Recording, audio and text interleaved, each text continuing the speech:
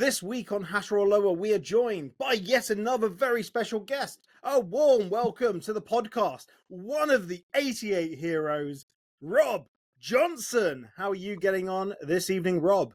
I'm fine, Ollie. Thank you very much. Thanks for the introduction. Anyway, that was very nice. Thank you. Yeah, but it's all about bigging up the heroes. You were one of those men who won the cup that day. And to be honest, you were part of one of our most successful teams, because how many cup finals and semi-finals did we get to that year? It was extraordinary. Yeah, we were the FA Cup semi-final. We were the Simod Cup final as well. Ollie, there's something just gone off here. Shall I turn it off? There's something in the background. Can you hear it? It's all right. Oh, you can hear it. That's Yeah. Yeah. So we were the Simod Cup final. We were the FA Cup semi-finalists. We lost to Wimbledon 2-1. And of course, we got to the Littlewoods Cup final and we won it. So it was a stellar year. It really was. So yeah. Quite a strange thing, really, to have got to Wembley, because we actually played Wembley 3 times that year. Because there wasn't a European competition because of the Heysel Stadium, so they actually put a competition on for I think it was the top 8 teams in the first division at the time. So we went and played in this competition as well. So we were at Wembley there. That was the third time we went there that year. So that was the Simod Cup, or the Full Members Cup. There was a Simod Cup, but then there was also a competition between the top 8 first division teams. We went there over a weekend. I think we played Man United in that. But that was just so we actually had 3 trips to Wembley. So I've actually got the picture here, courtesy of Hatters Heritage, which is the team picture just before the FA Cup semi-final. All right. Okay. Taken in it looks like it's the corner of the Oak Road end and the main stand enclosure. Yeah, we just come out the tunnel there. Yeah, that's right. Yeah. Absolutely wonderful. And there you are, back left with the tash. Yes. Some wonderful memories of that team. Yeah, they're fantastic memories. The team had slowly evolved into that kind of squad, yeah, there was a lot of players that missed out on the Littlewoods Cup final, like Mekanai Joby, who was a fantastic forward who had a long-term ankle injury, and of course Les didn't make it. Les Seeley didn't play that day because he was injured, and of course Dibbs became the hero anyway. So it was a very good squad, very good team. Yeah, some real characters there. Absolutely tremendous stuff. But let's go back to the beginning of your time at Luton. So you signed pro terms August 1979, but your league debut actually came while you were out on loan at Lincoln in August 83. And the knee injuries you suffered, they would have pretty much ended careers. They really would have. And what kept you going to finally make your league debut for Luton in 83? Yeah, you're right. The injuries, as I'm now a physiotherapist, I kind of understand a bit more about the injuries that I sustained. And in those days, the anterior cruciate was a career-ending injury. If you ruptured that, it was something that was very difficult to come back from, because the surgery hadn't been perfected. Well, one thing, the surgery hadn't been perfected to allow a footballer to recover very well from it. But secondly, the rehab was non-existent, and people didn't know it. And there was a player who came after me who played for Manchester City, Paul Lake, who was a great player, and he sustained the same injury as I did. And that was maybe 5-6 years after me. But his rehab and everything about his care was just completely wrong, and he never came back. Whereas I think the biggest reason for me getting through it was I was obviously determined, but was John Sheridan. And John Sheridan was a very clever man, still is a clever man, but he was a very clever physio. And he found the surgeon who was who had perfected a technique that was basically a combination of 3 different techniques that went back from even to the 1920s, and he kind of found a way of reconstructing the ligament using my own body parts, and stopping the knee from being so lax. But that was the first part. But then the second part was then to have a successful rehabilitation period. And if you get it wrong, then you just wreck the graft. But John, being John, read up on what he could, and basically he put me through a system that was ideal, really. So I came back, and now my knees are still they're still great. I have no problems. I run. I've got full range of movement. I have no swelling. I have no issues, and so that's largely in part to John Sheridan. You talk about it like a physio, full range of movement, and all the other things that you can do. Yeah, you can tell you're a physio. So was John Sheridan the sort of the inspiration to become a physio because of his great work?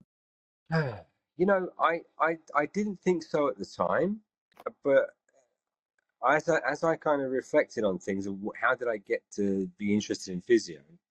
After John, I met a number of physios who were a lot less dedicated and a lot less talented than John, and I was struck by that. And because if you meet somebody and this becomes your first physio, really, we had Roy Johnson before, but John was really the main physio.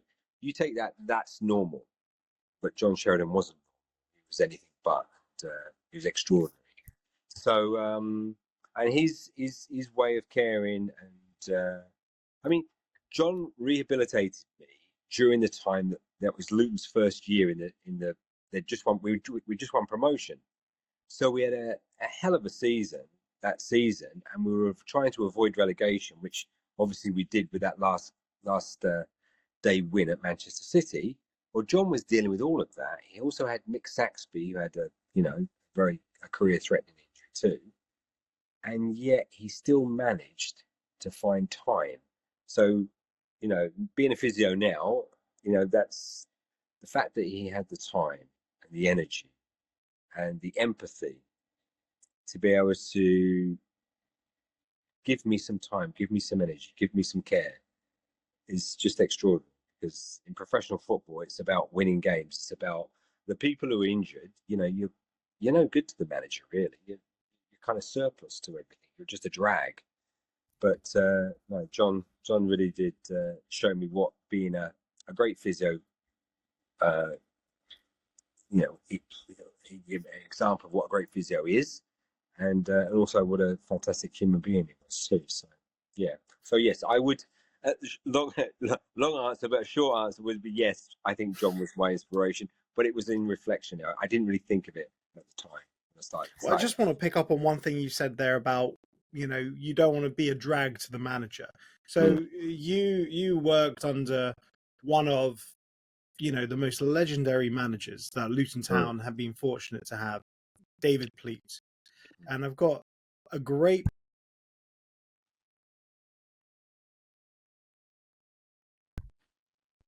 picture here of when you joined up in 1979.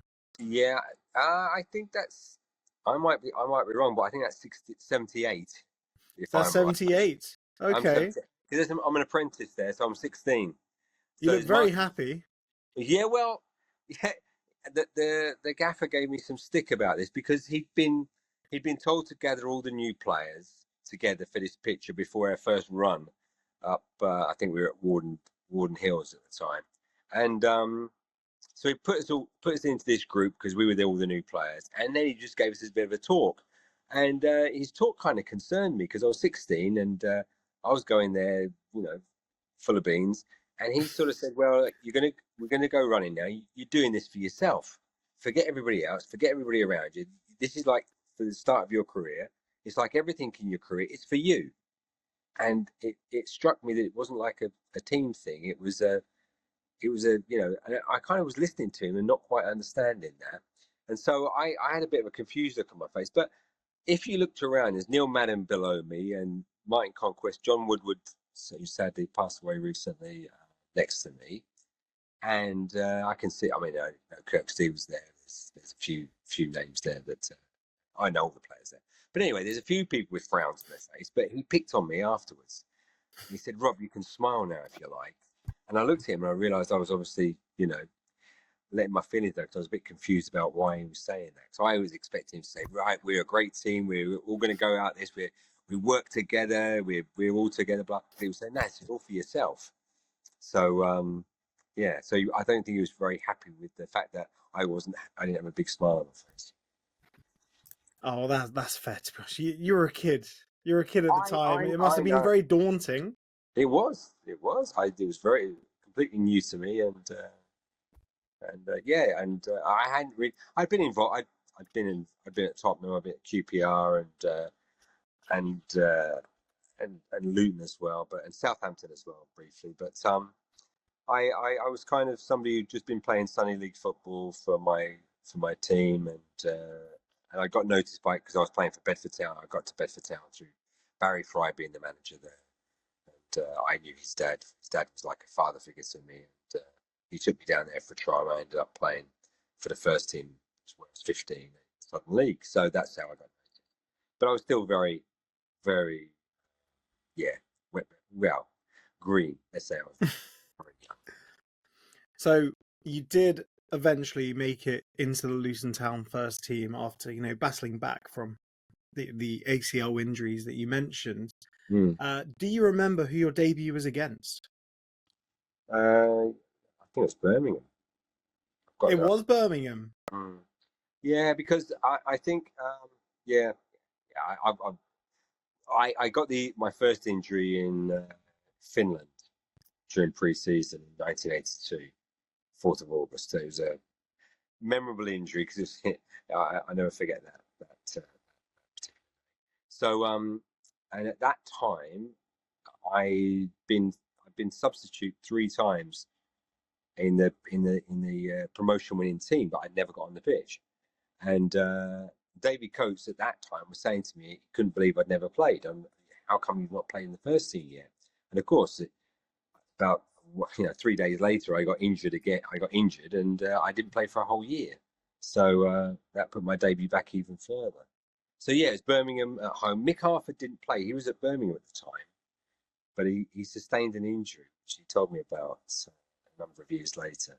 So he didn't. But they were a very tough physical team. Mick was one of many at that time at Birmingham that knew how to play the game physically, shall we say.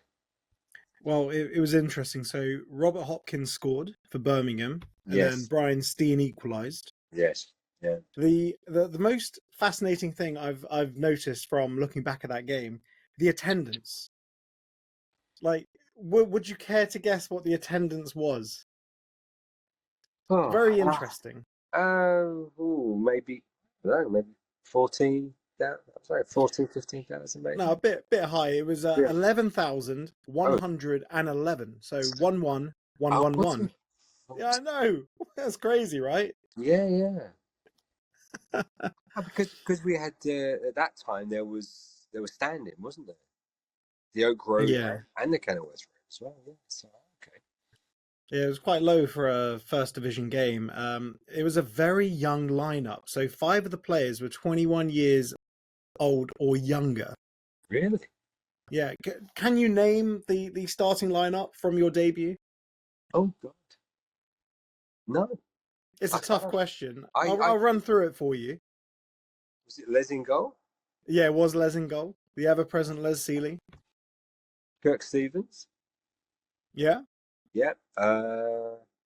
Clive Goodyear? No, Clive Goodyear was not playing. Paul Elliott? Paul Elliott was there, yeah. Mal Donaghy was there, yeah. Mitchell Thomas was there, yeah.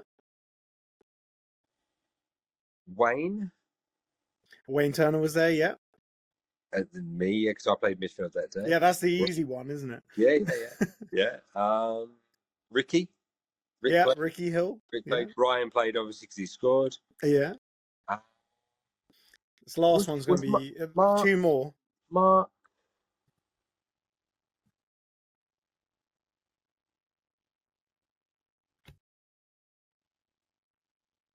I'll help you with the. Mark So Sims. Radiantich came on as a sub.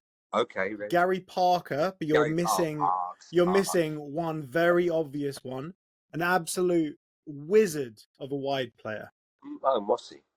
No, Oh. Paul Walsh. Oh, Walshy, yeah, of Yeah, course. how do you Oh, forget Paul Walsh? no, What a player! no, I know. Yeah, no, it's no. To be fair, I was thinking. Yeah, I didn't realise Walshy played that day. Yeah, of Yeah. course. Yeah, him and Brian up front. Yeah. So you've also scored just one goal I in know. your pro Yeah, my son, career. my son keeps telling me about that. Yeah, I know. Do you know who it was against? Burnley. Yeah, it was Burnley in the League Cup second round, first leg, September 1988. So congrats, that's it's impressive. And then you gave away a penalty.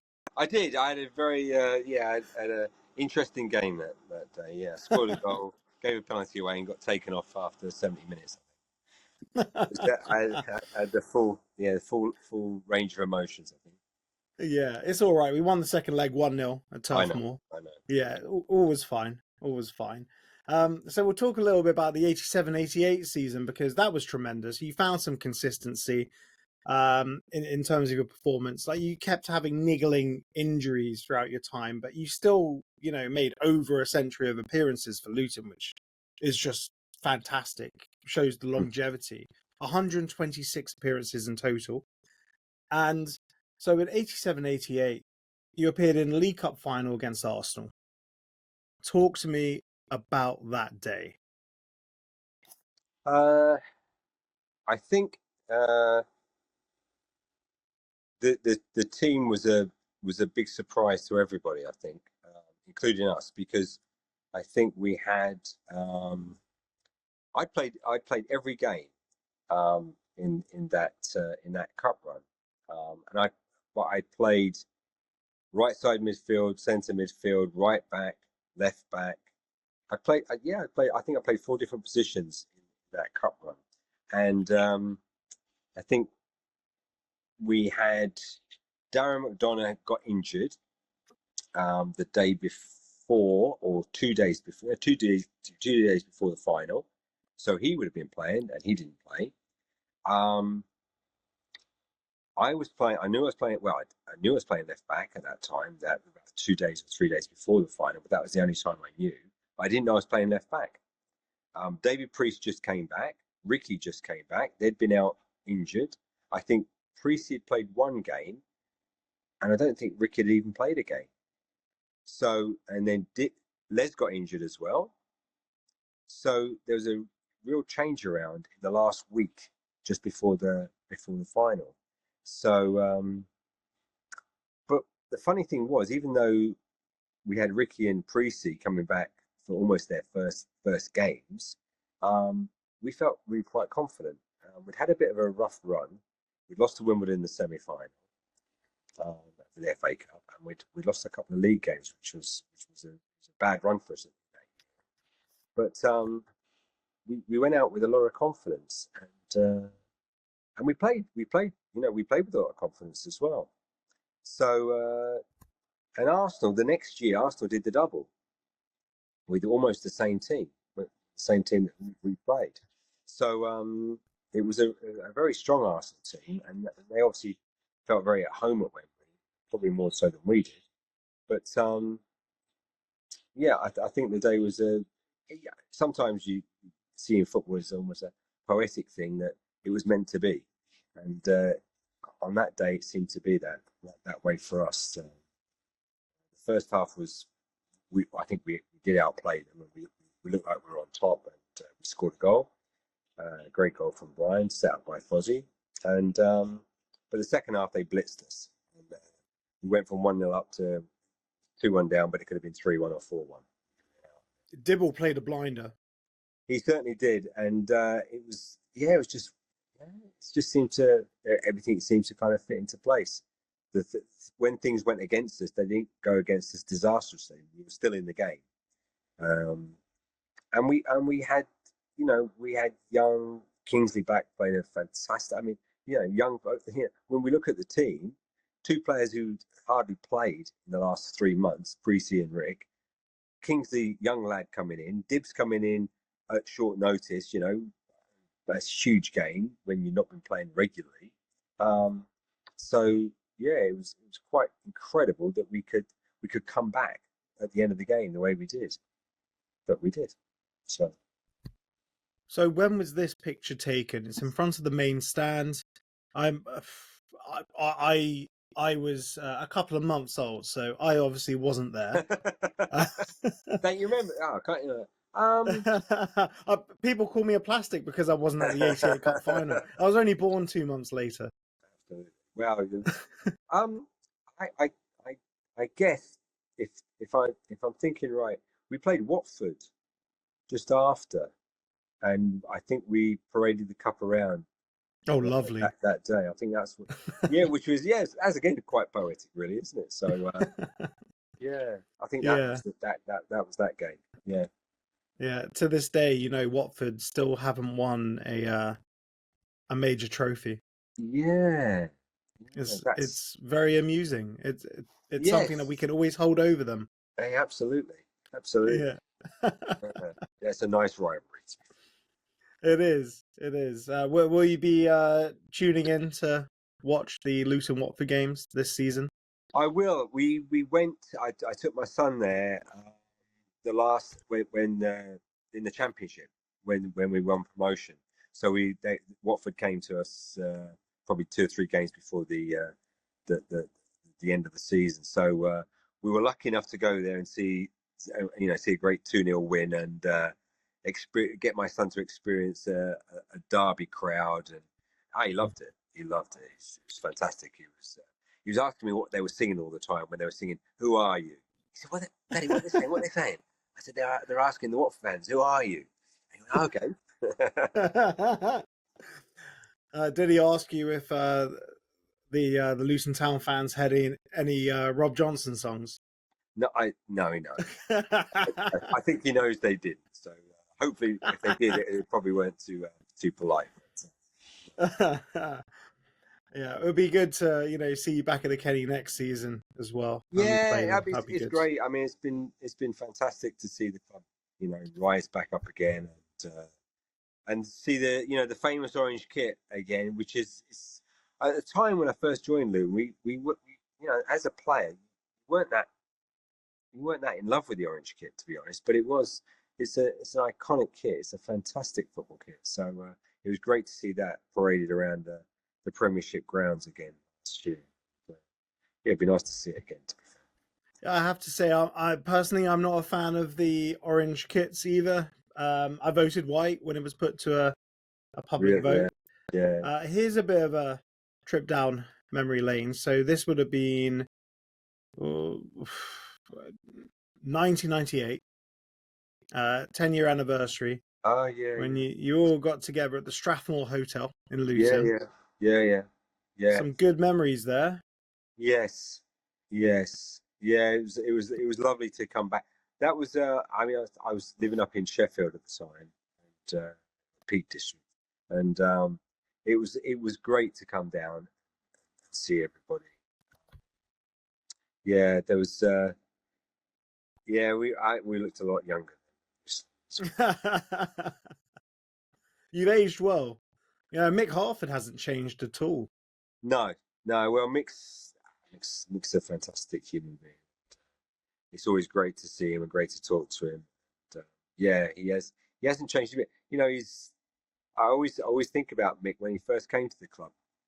It's kind of you thought he was this gruff, hard, no nonsense person, which he kind of is, but you scratch the surface a little bit, and he's a wonderful human being. He's a very thoughtful man.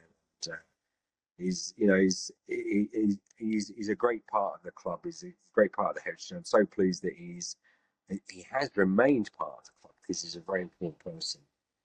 And, Yeah. yeah, he's a great man. He's come back so many times. I'm glad he's become like a sort of permanent feature with Me too. his role in recruitment. It's Yeah, me too. tremendous. Me too. Me too. I think Yeah.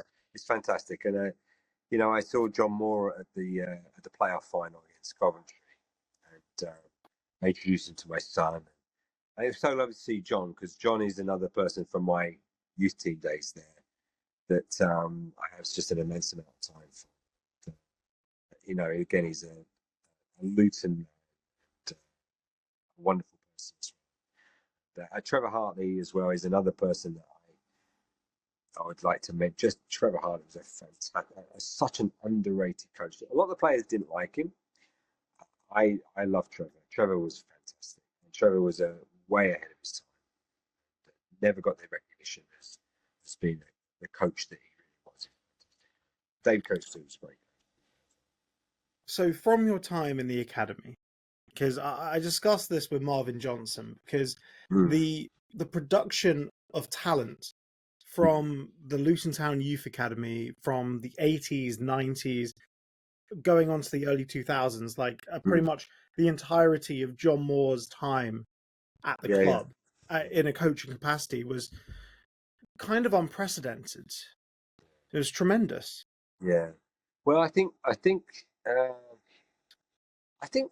every club has a culture, and I think Luton's culture has always been to produce good footballers, people who can control and pass the ball and know where to be at the right times, and we've always had really thoughtful, um, just coaches that really do understand football and understand how to get the best out of you. And we used to train hard, but there was a lot of technical elements to our training. And Trevor Hartley was the first person who brought in videos, and we used to watch the videos. And on a Monday morning, if we played badly, you knew you were going in, and it's going to be embarrassing because he's going to highlight everything you did wrong. Wrong position, wrong time here. What were you doing there? Da da da da da da. And he would re-emphasize it over and over again.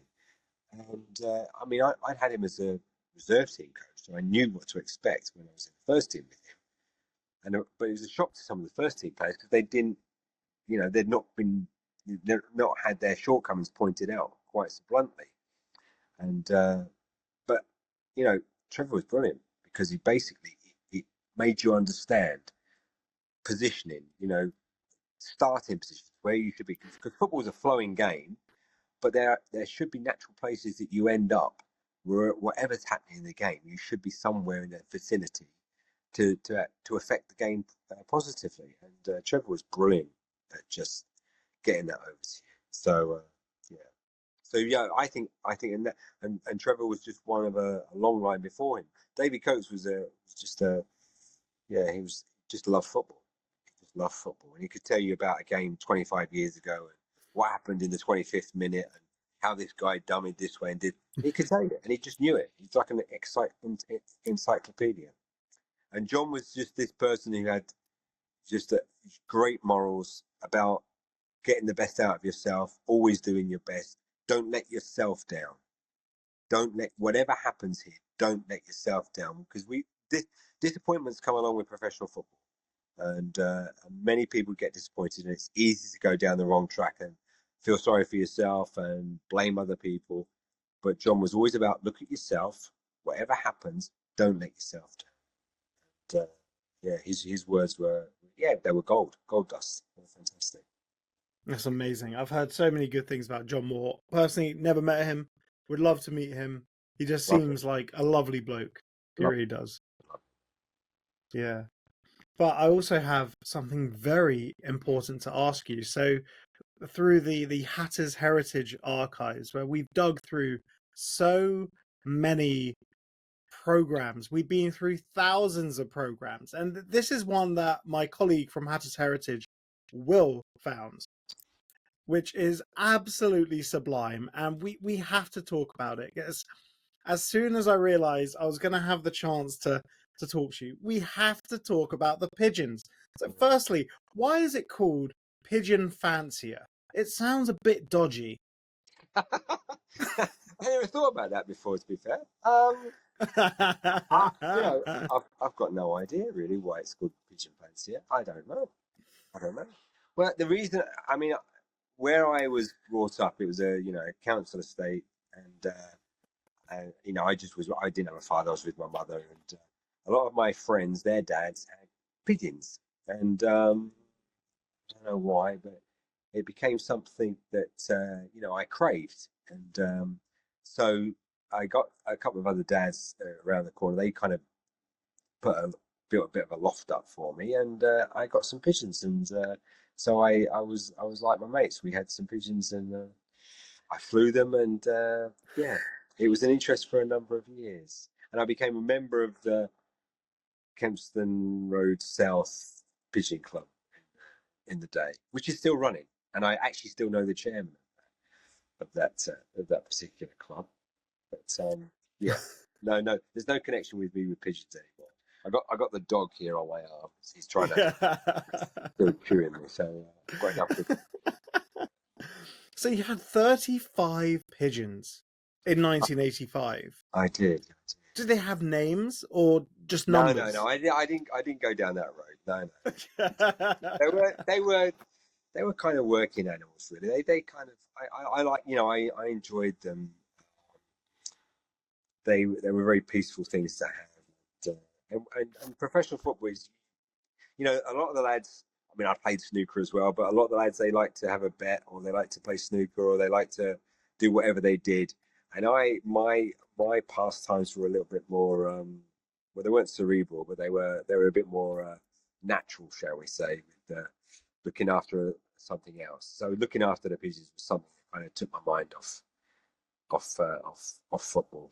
So yeah, That's good. Mike Tyson kept pigeons as well. I know, and I was I was quite I followed boxing quite avidly all my life, and yes, I realised that he did the same. He had pigeons as well, and yeah. So it's not so weird, is it? No, not really, Yeah. not really. No. It was I think I was always somebody when we were younger.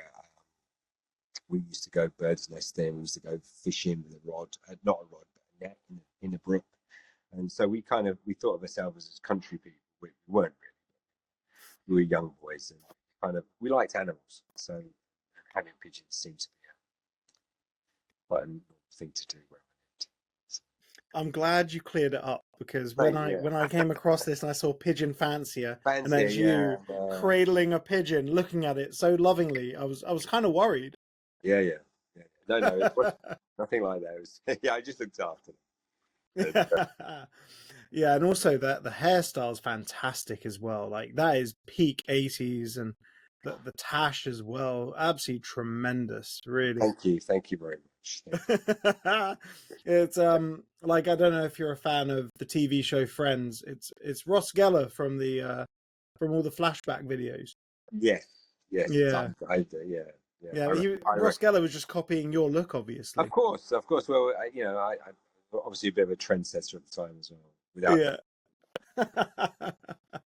So, Rob, when you left Luton, David Pleat took you to Leicester.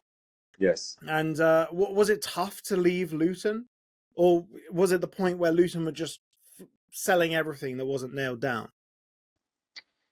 I think. Yeah, it was tough to leave Luton. It was tough. I think I think Ricky had left, Brian had left. I think Fozzie had left as well, actually. And Ray Harford wanted to play a different style of football. He was determined to play a different way. Yeah, actually, to be fair, he didn't want me to go. It was more the fact that we had Steve Williams, and he was struggling to get Steve Williams to kind of play to his potential. And he'd been speaking to somebody, and Leicester had a player, Kennedy, who was a centre midfield player. He was a no-nonsense, very physical, a bit like a Peter Nicholas, really. Probably less skillful, but a very, very strong player. And somebody said, look, he'll get Steve Williams playing.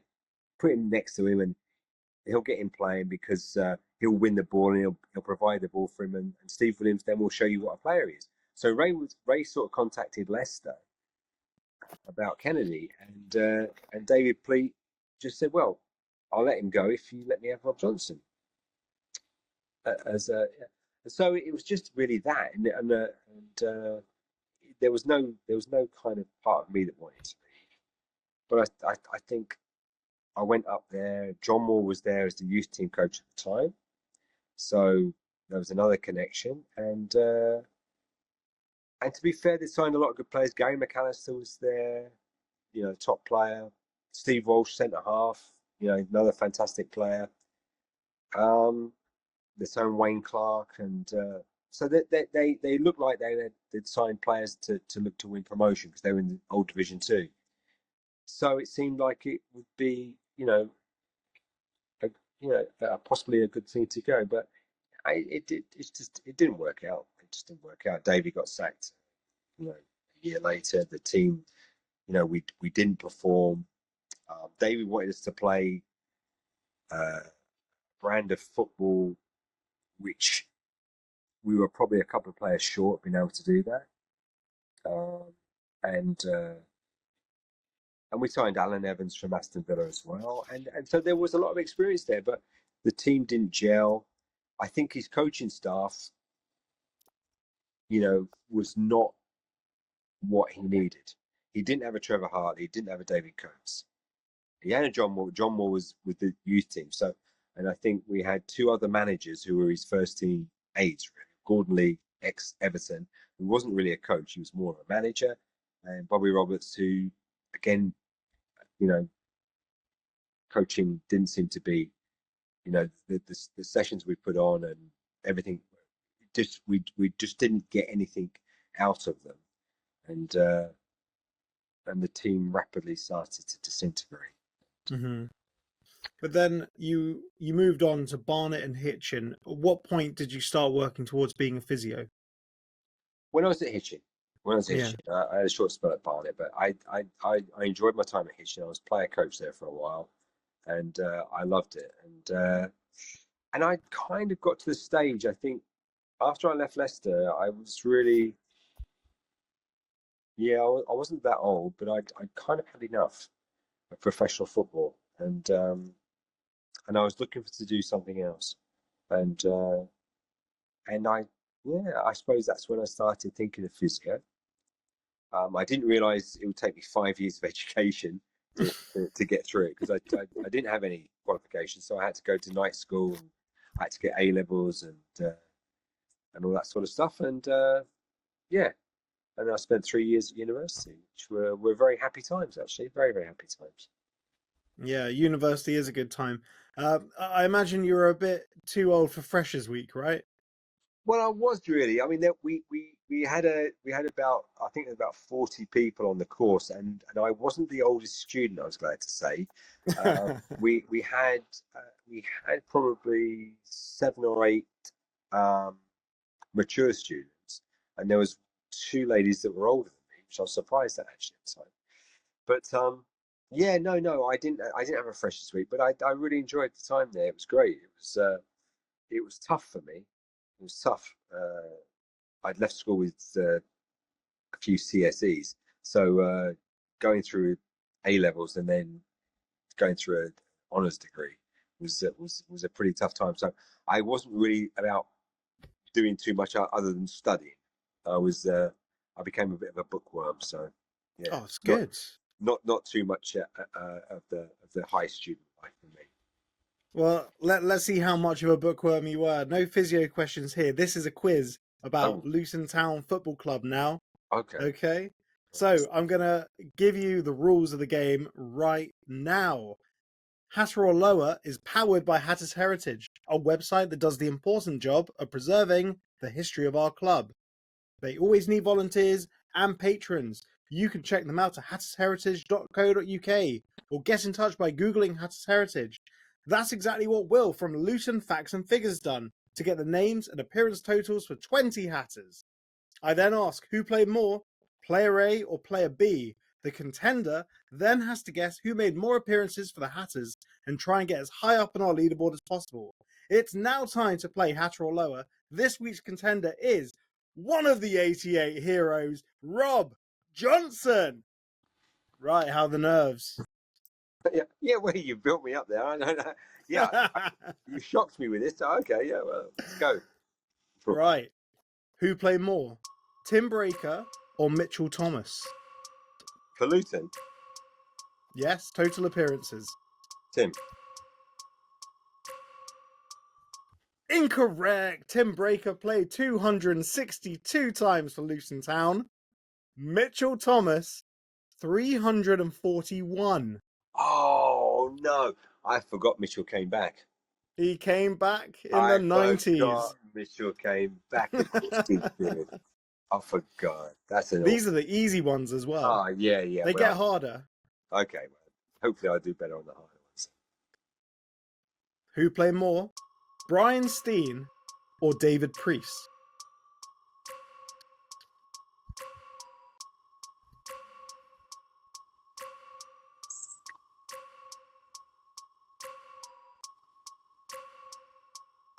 I'd say Precy, I think. Incorrect. Brian Steen played 496 times for Luton Town. David Priest, 395. Not off to a good start, Rob. Okay. We rewind. Okay. I'll let you know, I got 0 out of 10 when I had a go at this. But you won't get 0. They'll get easier. So. Well, they actually get harder, but I mean, you're easing into it now. Oh. Who played more, Danny Wilson or Mark Steen?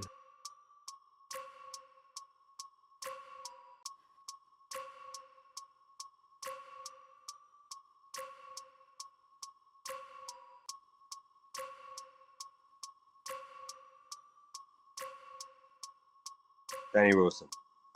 Correct! Danny Wilson played 142 times for Luton Town. Mark Steen, 107. There we go. Up and running. Mark came back as well, didn't he? So he did under Ricky. That's right. You know, when Ricky was managing Luton, That's but right. he was a bit old and he didn't really, you know, not the same magic. No. Right. Who played more? The forgotten man from before, Paul Walsh or Roy Wegerle? Paul Walsh. Correct! Paul Walsh played 89 times for Luton Town.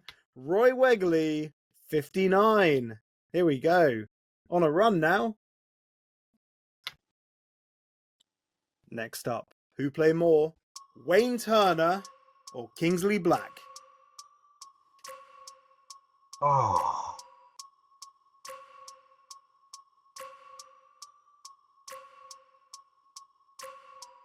I think it's got to be Wayne. Incorrect. Wayne Turner played 102 times for Luton Town. Kingsley Black, 156. Kingsley played a lot of football before going to Nottingham Forest. I should have really thought. I knew he went early to Forest because I was at Leicester at the time. So, okay. Who played more, Ricky Hill or Mal Donaghy?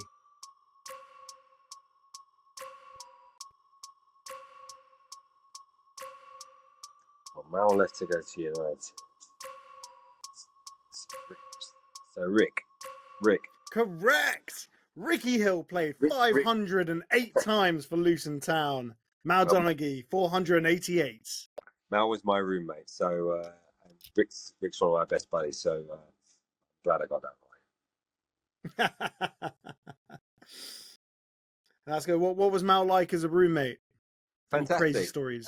I'll tell you. Well, not crazy stories, but he was, you know, I used to talk to him about Ireland. I said, "What's going on there? Why is everybody fighting each other? What you know?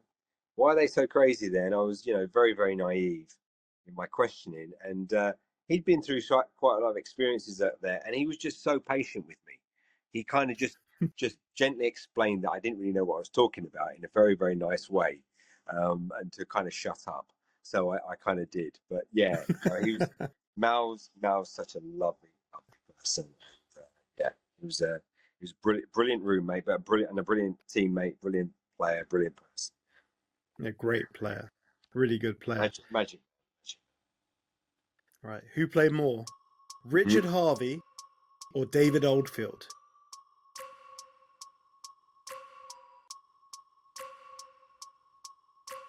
Well, David went to City. He went to City, and he came to Leicester. He was at Leicester with me as well then. So I would say Rich played more. Richard Harvey. Correct. Good man. Richard Harvey played 192 times for Luton Town. David Oldfield, 178. That was closer than I thought, actually. Well, Richard Harvey was there for a long time. Yeah. David Oldfield came back in the 90s as well. Yeah, I forgot that. Yeah, he did. That's right. Right. Who played more, Ashley Grimes or Rob Johnson? Me. Correct. Ashley Grimes played 114 times for Luton Town. Rob Johnson, 126. Final two. Okay.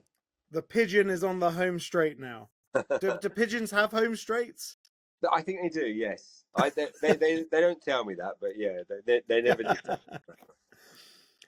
Who played more, Gary Parker or Ian Allinson? Parks. Correct. Gary Parker played 54 times for Luton Town. Ian Allinson, 42. Top man, but love two really nice people. But Parks, what a player! What? Okay, final question. Okay. Who played more, Mick Harford or Steve Foster?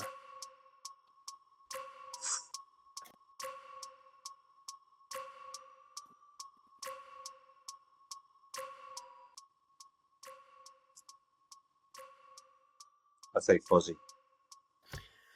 Incorrect. Mick Harford played 217 times for Luton Town. Steve Foster, 212. Okay, that was close. That was close. It's not so bad. You did very well there. You achieved a 6 out of 10. That puts you level with people like Lars Elstrup, Nick Owen, Marvin Johnson, and the current Luton Town chairman, David Wilkinson. It's not bad. Good. I'm happy with that. That's good company. Yeah. Well, thank you so much, Rob, for your time today. Really appreciate you, mate. It's been a pleasure. Thank you very much. Nice to meet you as well. Thank you very much. And if you enjoy content from the We Are Luton Town podcast and you're watching this on YouTube, hit that like button and subscribe. Have a great evening.